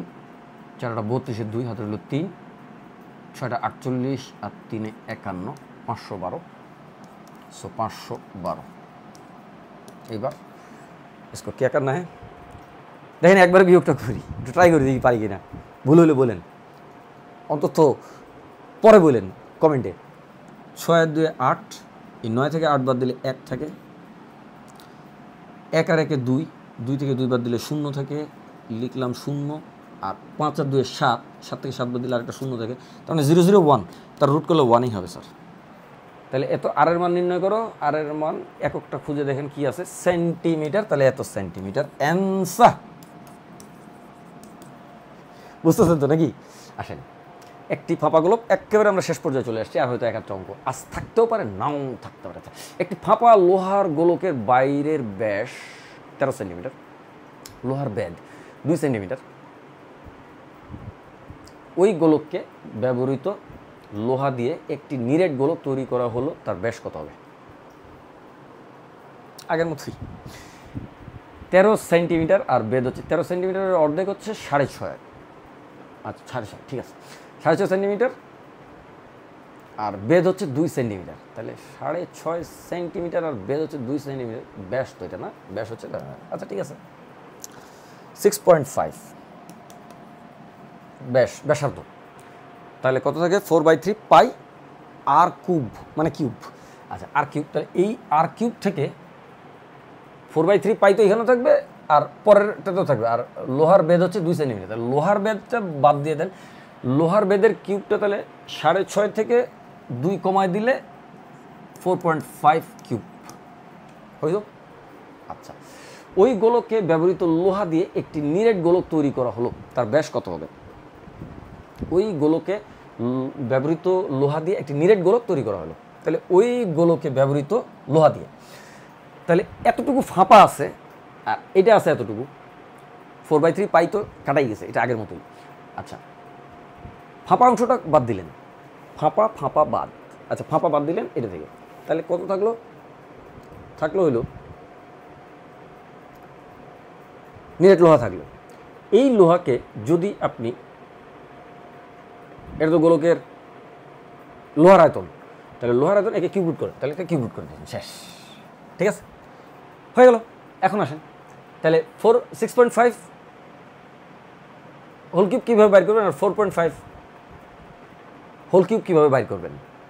আচ্ছা এইটার 2 ডিজিটের কিউব করাটা আপনাদেরকে শিখাই নাই, যদি আজকে আসে আমরা শিখতে পারবো 2 ডিজিটের কিউব করাটা কীভাবে শিখে, সেটা কিন্তু দিয়ে আপনি করতে পারবেন এটা। কিন্তু দেখেন এইটা কিন্তু 2 দিয়ে ভাগ করার পরে হয়েছে, তাই না? তাহলে 2 দিয়ে ভাগ করার পরেও যদি হয়ে থাকে, আপনি একটা জিনিস চিন্তা করেন, এটাকে যদি 2 দিয়ে গুণ করেন তাহলে 8 দিয়ে ভাগ করতে হবে, তার মানে এখানে একটা হাফ চলে আসবে বাইরে, ব্যাপারটা এরকম। এখানে যদি 8 করেন, হাফ দেন, তাহলে হাফ দিলে কিউব রুটের ভিতরে 8 ঢুকবে, কারণ যেহেতু কিউব রুট হচ্ছে আপনি 2কে 8 দিয়ে গুণ করে দেবেন, তাহলে 8 হবে, তার মানে ভিতরে 8 ঢুকবে, 8 ঢুকলে আবার কিউবের ভিতরে ঢুকলে ওটাকে আপনি কী করবেন, আপনি আচ্ছা ইয়াদে করবেন 2 দিয়ে গুণ করবেন, তাহলে 2 মানে এটা 13 কিউব মাইনাস হচ্ছে 9 কিউব, তাই না? সো আলটিমেটলি এই 13 আর ওইখানে হচ্ছে ওই 13 থেকে 2 সেন্টিমিটার বাদ দিলে হচ্ছে 9। আচ্ছা 13 থেকে 2 সেন্টিমিটার বেদ একটু দেখে নিই, কারণ এখানে তো 13 ছিল, আপনার ব্যাপারটা এরকম ছিল, একটা ছিল আরেকটা ছিল এরকম। সো কী হলো, আপনার এই পুরোটা হলো 13, 13 অর্ধেক হচ্ছে আপনার 6.5 আর আপনি বাদ দিয়েছিলেন 2, তো এটা আসলো আর কি। তো ঠিকই আছে, তাহলে 13, এটা পুরোটা 13 ছিল, 13 অর্ধেক ছিল, আপনি আবার এটাকে 13ই করে নিছেন, আর এই 13 থেকে এটা 9 কেন আসলো, 4 কমছে, এদিকে 2 কমছে, এদিকে 2 কমছে, তাহলে এবার কী করবেন আসেন। সো এখানে কিউব রুটটা কিন্তু আগে থেকে আছে, এবার 13 কিউব কীভাবে করে একটু দেখেন। 13 কিউব 2 অঙ্কের কিউব করতেছে, প্রথমে 3-এর কিউব 27-7, হাতের হলো 3, তারপরে 3a² b, এটা এ আর এটা বি, আমি কিন্তু আগেই বলছি যেগুলো কিন্তু ওই a+b হোল কিউবের সূত্র থেকেই আনা, তাহলে 3a² b আবার হচ্ছে 27 3 হচ্ছে 29-9, হাতে থাকলো কী আছে 27-7, হাতের হলো 2, এখানে তো 2 ছিল স্যার হাতে, এটা 2 ছিল হাতে, 3 কিউব হচ্ছে 27-7 হাতের হলো 2, এবার 3a² মানে 3 × 3² মানে 3 কিউব, আবার 27 আর গুণ হচ্ছে a² b, 3a² b, তাহলে গুণ করলে হচ্ছে এটা আস্তে আস্তে হচ্ছে 29-9, হাতের হলো 2, কেন, কারণ 27 আসতেছে আর 2 29 হয়েছে, 29-9 হাতের হলো 2 থাকলো, সো আবারও 2 থাকে, এবার 3ab², তার মানে 3 3 9 থাকে, 1² তো 1ই, তাহলে 9 থাকে, 9 2 11 1, হাতের হলো 1, এবার b কিউব, 1 কিউব হচ্ছে 1 আর 1 2, তো পরের বার হাতে ছিল এইটা 1, এই যে এখানে হাতে ছিল, এই যে কেমনে ছিল বলি শুনেন, 3 3 9 আর এই আগের হাতে 2 ছিল, 9 2 11, 11 1 বসছিল আর হাতে ছিল 1, এই কারণে এইটা আসতেছে, তাই না, এটা আসতেছে, তাহলে হাফ, এই কিউব করাটা শেখানোটাই ব্যাপার আর কিছু না, হাফ 2197, আর এখানে হলো 9 নং 81, তাকে আবার 9 দিয়ে গুণ করবেন, 9 কে 9, 8 নং 72, সো 729, এই স্যার তেমন কিছু না, জাস্ট একটু হিসাব করলেন আর কি। 9 এখানে হলো 9 আর 8 17, 8 1 নামলো 2 3 3 নামলে 6 আর এখানে 6 নামলে 1 এখান থেকে 6 না ঠিক আছে 7 নিচে থেকে 7 দুগুণে 14, তাহলে 14 থাকে এখানে 1468 কিউব রুট অফ 1468। এখন আপনি যদি এইটাকে এখানে ভিতরে ঢুকাই দেন তাহলে এটা 8 হয়ে ঢুকবে, এখানে যদি এটাকে ভিতরে ঢুকাই দেন তাহলে 8 হয়ে ঢুকবে। তো 8 হয়ে ঢুকলে আপনাকে এটা 8 দিয়ে ভাগ করতে হবে, আর এই ফাংশনটাকে সরল করলে যতটুকু পান, এটার কিউব করাটাও কিন্তু খুব ইজি, 3 ডিজিটের তো কিউব করাটাও ইজি, কিন্তু এটা এখন আমি শেখাতে যাচ্ছি না, কারণ এই ধরনের অঙ্ক আসলে আপনার ক্যালকুলেটারে আসবে, যদিও আমি কিউবের 2 ডিজিটের কিউবটা এখানে শিখিয়ে দিলাম। সো এখানে আপনি এইভাবে উত্তরটাকে রেখেও দিতে পারেন যদি রিটেন পরীক্ষা হয়, আর সচরাচর ক্যালকুলেটর ছাড়া এটা এইভাবে আসবে না। ওকে, আসেন পরের স্লাইড। 4 সেন্টিমিটার ব্যাসার্ধ একটি নিরেট গোলককে দেখতে স্যার কতটুকু আছে, ও আরও 2টা স্লাইড আছে। 4 সেন্টিমিটার ব্যাসার্ধ একটি নিরেট গোলককে গলিয়ে 5 সেন্টিমিটার ব্যাসার্ধ বিশিষ্ট ও সমভাবে পুরু একটি ফাঁপা গোলক প্রস্তুত করা হলো। 4 সেন্টিমিটার ব্যাসার্ধের একটি নিরেট গোলককে গলিয়ে 4 সেন্টিমিটার ব্যাসার্ধের একটি নিরেট গোলককে গলায় ফেলছে। আচ্ছা ঠিক আছে, 5 সেন্টিমিটার ব্যাসার্ধ বিশিষ্ট একটি সমভাবে পুরু ফাঁপা নিরেট গোলক প্রস্তুত করা হলো, দ্বিতীয় গোলকটি কত পুরু? আচ্ছা, তো 4 সেন্টিমিটার ব্যাসার্ধের একটি নিরেট গোলকে গলাইছে মানে 4 কিউব আয়তনকে গলাইছে। 4/3 পাই তো আছেই সব জায়গায়, এত আয়তনকে গলাইছে। এখন এত আয়তনকে গলাইছে আর বানাইছে হচ্ছে এই 5 সেন্টিমিটার এত, তাহলে 5 কিউব আয়তন বানাইছে, তাহলে বাকিটুকু ফাঁপা আছে। 5 কিউব আয়তন বানাইছে, আর এইটা হচ্ছে আমার 4 কিউব আয়তন ছিল, তাহলে নিরেট লোহা হচ্ছে এতটুকু, বানাইছে এতটুকু, বাকিটুকু ফাঁপা আছে, ফাঁপা কিছু ফাঁপা ঢুকায় এতটা বানাইছে। তাহলে এই যে জিনিসটা আসলো, এইটার যখন আপনি কিউব রুট করবেন, এটা যখন আপনি কিউব রুট করবেন তখন কি পাবেন? ফাঁপা গোলক প্রস্তুত করলে দ্বিতীয় গোলকটি কত পুরু। তো কিউব রুট করলে আপনি পাবেন হচ্ছে ফাঁপা গোলকের ব্যাসার্ধটা, কিউব রুট করলেন তো কি হলো? সো 125 5 5 25 5 25 125 4 4 16 4 16 64। সো কিউব রুট এইটা পাচ্ছেন, তাহলে এখানে 4 বদলে 1 থাকে, 6 দিয়ে বদলে 6 61 থাকে, এই কিউব রুট অফ 61 এটা পাচ্ছেন আপনি। কার ব্যাসার্ধ? ফাঁপা গোলকের ব্যাসার্ধটা পাচ্ছেন, ফাঁপা গোলকের ব্যাসার্ধ। তাহলে এই ফাঁপা গোলকের ব্যাসার্ধটা যদি আপনি মূল ব্যাসার্ধ এই 5 সেন্টিমিটার ব্যাসার্ধ থেকে বাদ দেন তাহলে থিকনেসটা পাচ্ছেন। অতএব থিকনেস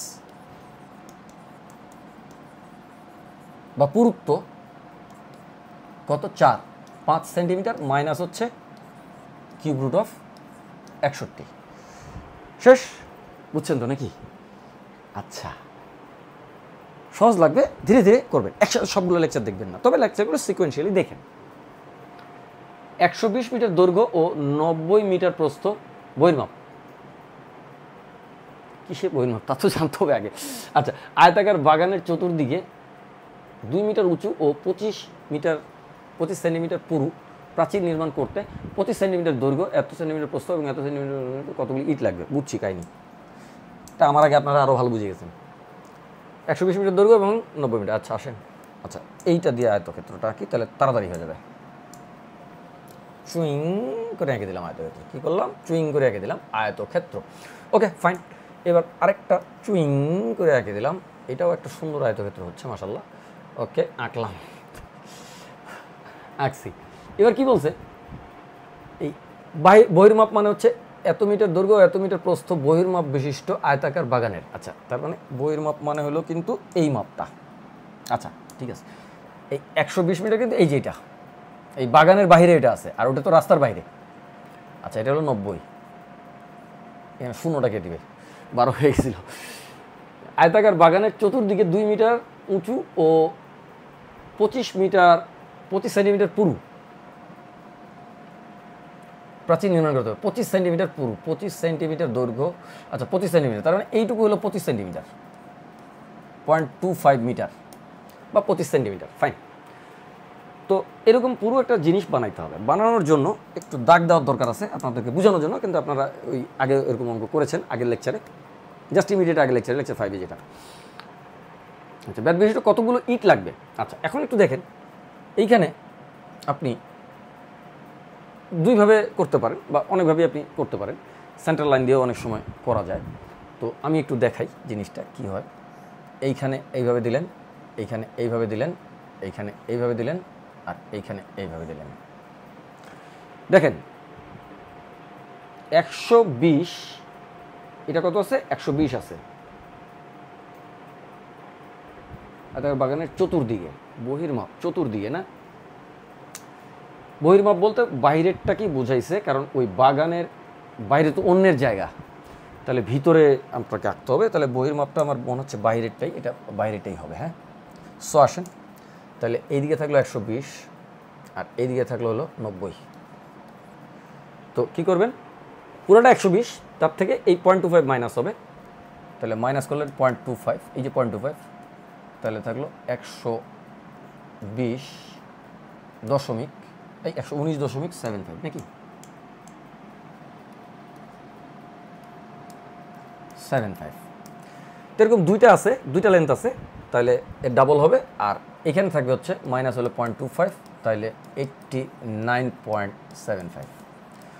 তো এরকম দুইটা আছে আর এরকম দুইটা আছে, তাহলে মোট লেন্থটা আপনি পাই যাচ্ছেন। তাহলে এরকম এরকম দুইটা আছে, তাই না? তাহলে 119, 120-এর ডাবল কত? 240, তার মানে 239.5 আছে। আর এটার ডাবল কত? 90 ডাবল হচ্ছে 180, তার মানে 179.5 আছে। এইটা এতটুকু, কিন্তু এরকম তো আরেকটা এখানে আছে, ওই জন্য ডাবল করলাম, এটাকেও ডাবল, ওটাকেও ডাবল করলাম, যোগ করতেছি।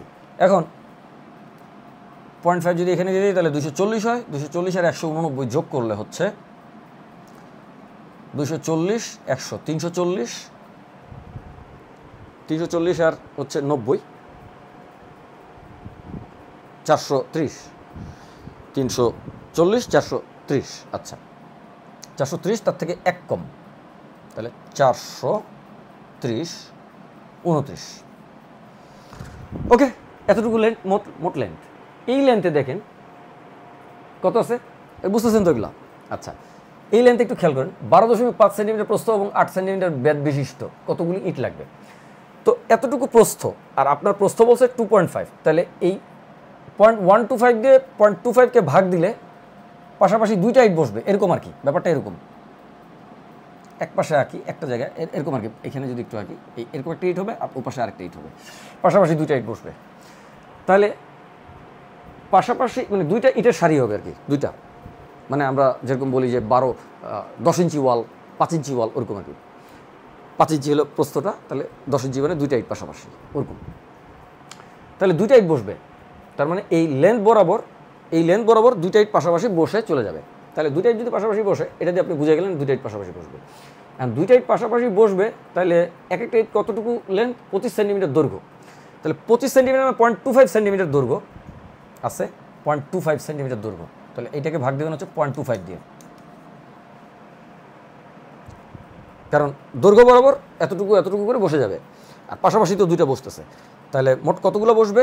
একটু কালারটা চেঞ্জ করে নিচ্ছি বোঝার জন্য। 0.25, বুঝতেছেন? আচ্ছা, 0.25 দিয়ে ভাগ করা মানে 4 দিয়ে গুণ করা। তাহলে 4 দিয়ে এটাকে গুণ করলে 4 4 16 আর 3 4 12, 1720, তার থেকে 4 কম, 1716। 1716, এটা কি হচ্ছে? এই পরিমাণটা ইটটা আমার, মানে এতগুলো ইটের স্লট থাকবে দৈর্ঘ্য বরাবর, 1টা 2টা 3টা 4টা, এতগুলো ইটের স্লট থাকবে।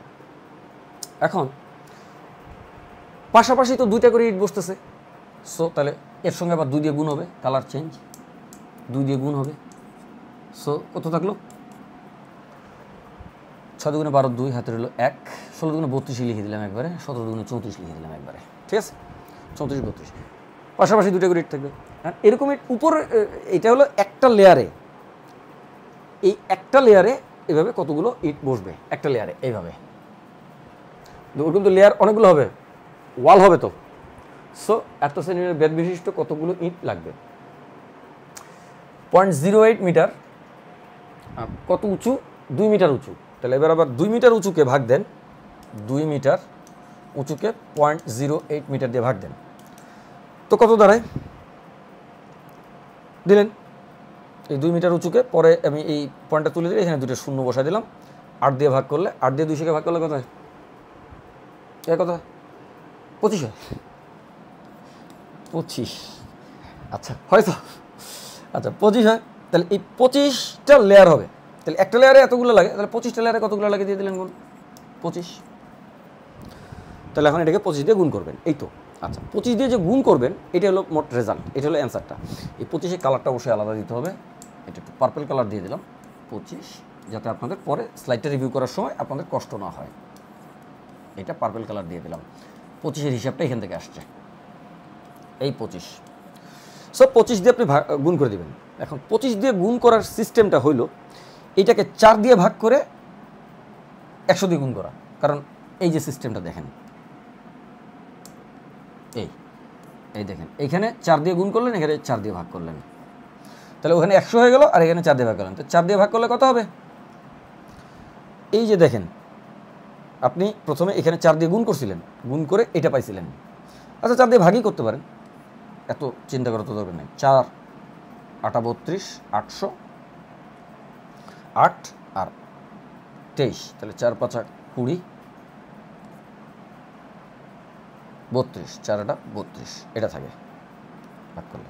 তাকে 100 দিয়ে গুণ করবেন, তাহলে 8500, কয়টা ইট হিসাব করেন, 8 5 8 5 8 8 5 8, তারপর কী হলো এখানে 2টা শূন্য, এটা 100 যেহেতু তাহলে 2টা শূন্য, তাহলে 85,800 ইট লাগবে, এতগুলো ইট। এইটা হচ্ছে আনসার। এত বড় অঙ্ক দিবে না, তারপরেও আমরা সেফটির জন্য করতেছি। শেষ, last slide, last but not least, last slide. Okay, একটি পঞ্চভুজাকার প্রিজমের দুটি বাহুর দৈর্ঘ্য যথাক্রমে 6 সেন্টিমিটার, 8 সেন্টিমিটার এবং অপর 3টি বাহু প্রত্যেকটির দৈর্ঘ্য 10 সেন্টিমিটার, উচ্চতা এত সেন্টিমিটার। প্রিজমটির সমগ্র তলের ক্ষেত্রফল আয়তন নির্ণয় করো। প্রিজম চিনেন আপনারা, দেখেন একটা ডাটার ভিতরে পঞ্চভুজাকার তো 3 পদের বাহু আছে, পঞ্চভুজ তো স্যার কোণ না দিলে তো মুশকিল। তবে একটা জিনিস বোঝা যাচ্ছে, এই ধরনের অঙ্ক আসলে একটা কাজ করবেন, যদিও রিস্কি, কিন্তু কাজটা করবেন সেটা একটু খেয়াল করেন। সেটা হচ্ছে 6 আর 8 কিন্তু পিথাগোরিয়ান জোড়। পিথাগোরিয়ান জোড়ের ব্যাপারে আমি আপনাদেরকে কী বলছিলাম, এটা একটু এমনি বলে দিচ্ছি এক্সট্রা। শেষ তো, লাস্ট স্লাইড। পিথাগোরিয়ান জোড় হচ্ছে PQ, 2PQ, এটা হচ্ছে A, B হচ্ছে P² - Q², আর C হচ্ছে, আমরা কিন্তু আগের স্লাইডে বলছি, মানে আগের লেকচারে বলছি, আমরা লেকচার 3-তে বলছি এটা P² + Q²। তো পিথাগোরিয়ান জোড় যদি এরকম থাকে, এখানে একটা বড় ব্যাপার আছে, PQকে ধরতে হয় পরস্পর সহমৌলিক, মানে P আর Q এর ভিতরে এক ছাড়া অন্য কোনো কমন উৎপাদক থাকবে না, তাহলে আপনি সহমৌলিক পিথাগোরিয়ান জোড়গুলো পাবেন। কিন্তু এটা কিন্তু সহমৌলিক পিথাগোরিয়ান জোড় না। যেমন 6 আর 8, 6² + 8² = 10²। এটা কেন সহমৌলিক না দেখেন, 2 কমন যায়, 4 দিয়ে উভয় পক্ষকে ভাগ দেওয়া যায়, অর্থাৎ 2² দিয়ে ভাগ দেওয়া যায়। তাহলে এটা আসলে 3² + 4² হলো 10², 5², সরি। এটা কিন্তু পরস্পর সহমৌলিক।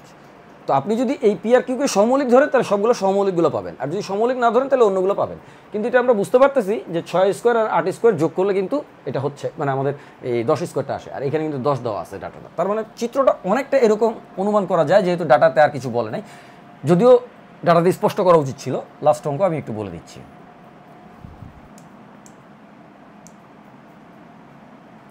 এইটা লাগবে, সমকোণী ত্রিভুজ।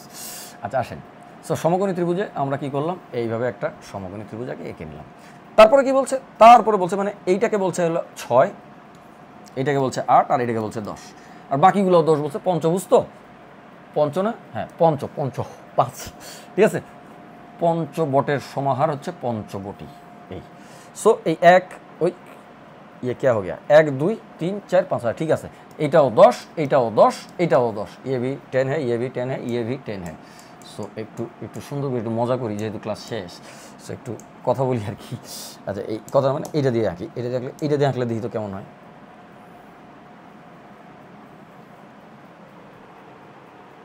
সরি, এটা দিবে না, আঁকতে দিবে না। তো দিবি না তো কী সে, আমি আঁকতারি না, ঠিক আছে। আয় এইখানে দেব। সো আচ্ছা বর্গক্ষেত্র রাখবো, কারণ এইখানে তো একটা 3টা লাগবে আমার, এখানে তো একটা আছে 4টা, তো সবগুলো তো সমান 10 10 করে, তাহলে তো বর্গক্ষেত্রই হবে। তাহলে আমি একবার বর্গক্ষেত্রই আঁকি নাকি বলেন স্যার? আচ্ছা, টেনশন লেনে কবি নেই, দেনে কবি নেই। আচ্ছা, এখানে কী করবেন, এটা মুছা দেবেন। মুছা দিয়া যেই কাজটা করবেন, বুঝছি, চিত্র সুন্দর করতে গিয়ে এত কথা বলার দরকার নেই। এইটা আগে আঁকলাম, আঁকার পরে এইবার সমকোণী একটা ত্রিভুজ, এই সমকোণী ত্রিভুজটার ওখানে বসামু কেমনে? আচ্ছা ঠিক আছে, পাইছি, রাস্তা পাইছি। এমনে এই দিলাম, আর এই একটা দাগ দিলাম, বাস। এবার ঠিক আছে, এইবার এটা হলো 6, এটা হলো 8, এটা হলো 10, এটা হলো 10, এটা হলো 10, এটা হলো 10।